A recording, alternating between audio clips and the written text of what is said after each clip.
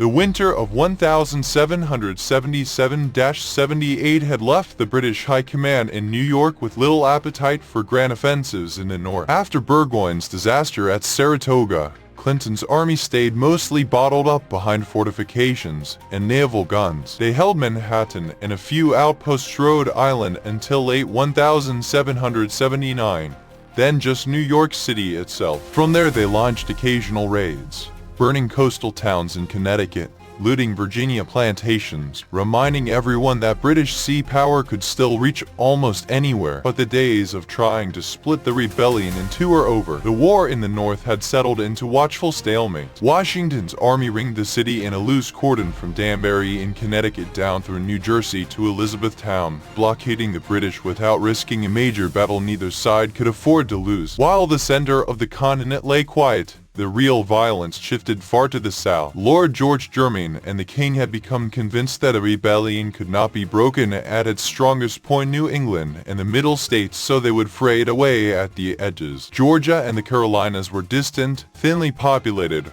rich in rice, indigo, and tobacco, and rumored to harbor large numbers of loyalists waiting only for protection to declare themselves. If those colonies could be restored to royal control, perhaps Virginia would follow, and the southern flank of the rebellion would collapse. Then, maybe, the North could be dealt with later under better conditions. The plan looked plausible on paper. New England was almost unanimously rebellious. Massachusetts and Connecticut had carried more than their share of the war effort, but the deep South lay 1,000 miles away beyond easy reach of reinforcements from Boston or Philadelphia. Georgia, the youngest and weakest colony, bordered Spanish Florida and had barely 10,000 white inhabitants. South Carolina's low-country planters were mostly patriots, but they lived surrounded by tens of thousands of enslaved Africans whose loyalty was uncertain at best. The militia there had long spent more time patrolling slave quarters than drilling for war. Fear of insurrection would paralyze many men when redcoats appeared. In December 1778, a small British expedition under Lieutenant Colonel Archibald Campbell landed near Savannah. They took the city almost without a fight. Georgia fell quickly. The royal governor returned. Loyalists emerged from hiding, and for a brief moment it looked as though Germain's southern strategy might work. Charleston was next, the richest Protestant city in the South. In the spring of 1780, Sir Henry Clinton himself sailed south with the largest force Britain had yet committed to a single American operation, 14,000 men. Supported by a powerful fleet, he landed 30 miles below the city in February, dug siege lines, and began the methodical business of bombardment and approach trenches. Inside Charleston, General Benjamin Lincoln commanded about 6,000 men, Continentals and militia, but morale was brittle and supplies short. For 6 weeks British guns pounded the defenses. Cannonballs smashed through houses. Civilians huddled in cellars. On May 12, Lincoln surrendered. More than 5,000 American troops went into captivity, the heaviest single loss of the entire war. Charleston, the jewel of the South, was in British hands. Cornwallis took command in the interior. He moved swiftly. In August 1780, he met Horatio Gates fresh from his Saratoga laurels at Camden, South Carolina. Gates had scraped together about 4,000 men, many of them raw militia. The two armies collided on a hot August morning. The militia broke almost at first contact. Gates himself fled the field on the fastest horse he could find, riding 60 miles before stopping. His army disintegrated. Nearly 1,000 Americans were killed or wounded. Hundreds more captured. Cornwallis had crushed organized resistance in the Carolinas. The South seemed lost, yet the deeper reality was different. British victories stretched their lines dangerously thin. They controlled the seaports and major towns, but the countryside belonged to men who refused to accept defeat. Small bands of partisans, Francis Marion, the Swamp Fox, with his hit-and-run raids from the marshes,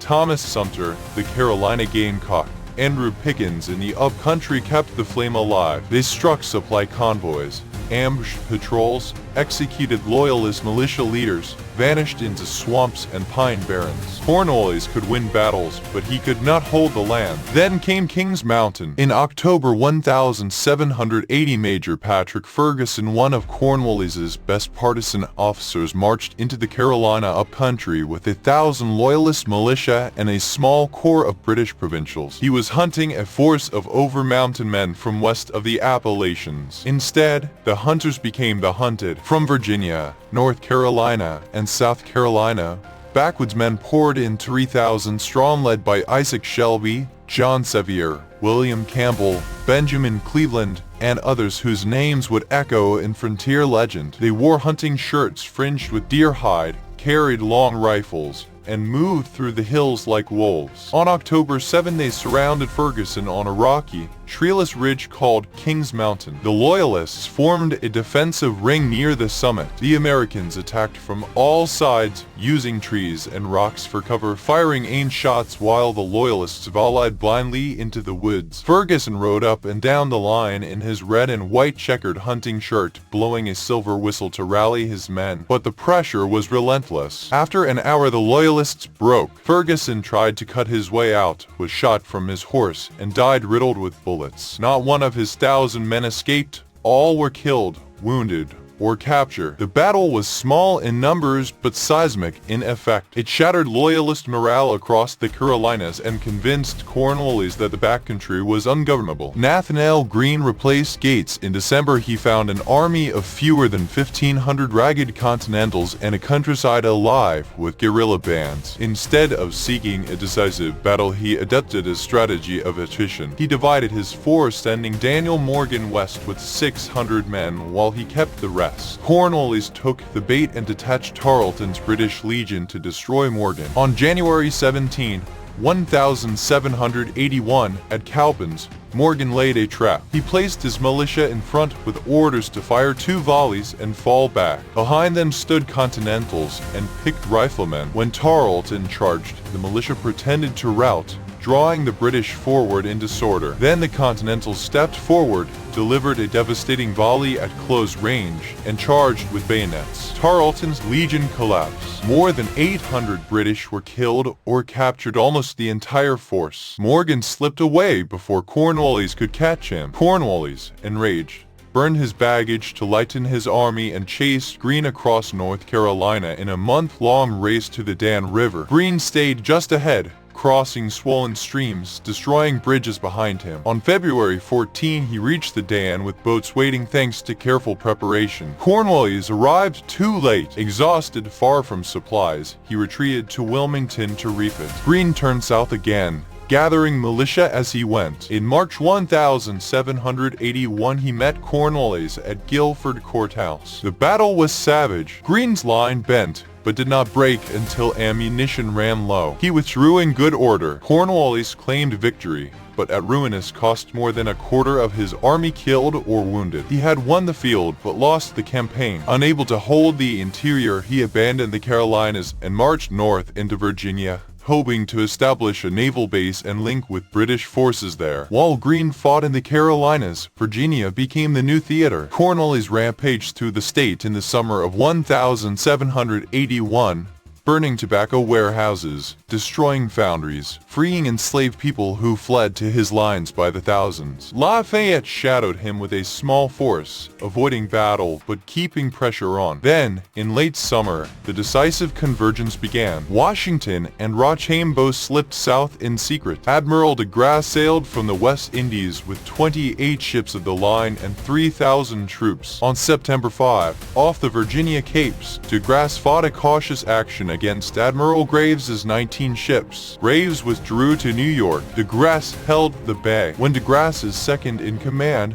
Barras, arrived with siege artillery from Newport, the trap was complete. On October 6, the siege of Yorktown began. French and American guns pounded British lines day and night. Redoubts fell to storming parties, Alexander Hamilton leading one American assault, French troops taking another. Cornwallis tried to break out across the York River, A sudden storm scattered his boats. On October 17, he asked for terms. On October 19, his army, more than 7,000 men, marched out between double lines of silent American and French troops and grounded arms. The band played "The World Turned Upside Down." It was the last major battle of the war. The year 1780 had begun with disaster. Charleston lost, Gates routed, Arnold exposed as a traitor, mutinies flaring in winter camps. It ended with the Southern strategy in ruins, Cornwallis trapped, and the British Empire facing the reality that it could not subdue 13 colonies that refused to quit. The war dragged on in negotiations. Britain, exhausted and fighting France, Spain, and Holland on 4 continents, finally signed the Treaty of Paris in 1783, recognizing American independence and granting generous boundaries. Yet the cost had been terrible. Cities burned, economies shattered, families divided, Loyalists exiled. The Southern campaigns alone left scars that would take generations to heal. But through every reverse, Camden's rout, Charleston's fall, Guilford's bloody draw, the American cause endured. Militia who had fled at Camden stood firm at Cowpens. Farmers who had hidden from Tarleton rode with Marion. A people who had once begged for redress now fought for sovereignty. In the end, the Southern War proved something profound. A determined people, even when their armies were broken and their cities lost, could still deny victory to the greatest empire on earth. They did it not with overwhelming numbers or endless resources, but with endurance, cunning, and an idea that governments exist to secure the rights of the governed, and when they become destructive of those ends, it is the right and the duty of the people to alter or abolish them. That idea, carried through swamps and pine barrens, across rivers and battlefields, finally prevailed. And when the last British soldier marched out of New York in 1783, the new nation stood not perfect, not wealthy, not yet united, but free, sovereign, and ready to begin the long work of becoming the United States of America.